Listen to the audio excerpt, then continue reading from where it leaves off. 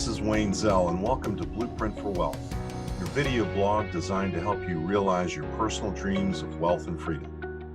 The video blog is brought to you by Zell Law, located in Reston, Virginia, serving clients all across the country. If you'd like to know more about us, visit us on the web at zelllaw.com. Today we're going to be talking about one of the 27 types of trusts, known as the simple versus the complex trust. I mentioned 27 types of trusts. Well, we've talked about revocable and irrevocable trusts, and there are a lot more trusts that we're going to be talking about in the future. But today we're focusing simply on the simple versus complex. These are tax concepts.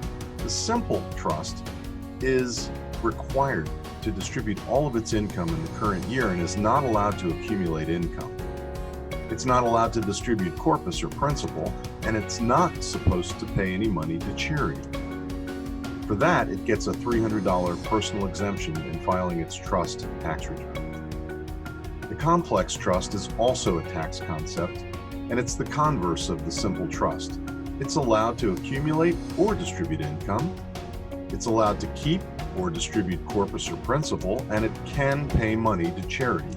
It gets a smaller $100 exemption in filing its return.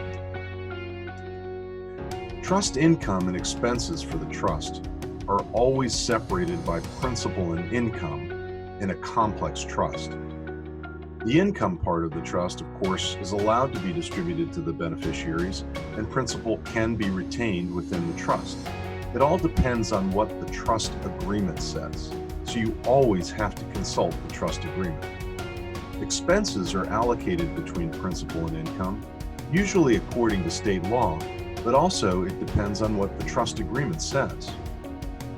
Expenses for the trust include any items that are relevant and allowable in managing the trust, such as legal fees, accounting fees, investment management fees, state taxes, and so on. Ordinary income from the trust generally includes interest, dividends, rents, and royalties, and capital gains typically are allocated to the principal of the trust. The trust instrument determines whether tax on distributions are going to be payable by the trust or by the individual beneficiary, and with trusts paying tax at a higher rate sooner than individual beneficiaries, it's usually helpful to distribute the income out to the individuals. Thanks for tuning in to Blueprint for Wealth, and we hope to see you next time on our video blog. If you have questions, of course, send me an email, and have a great week.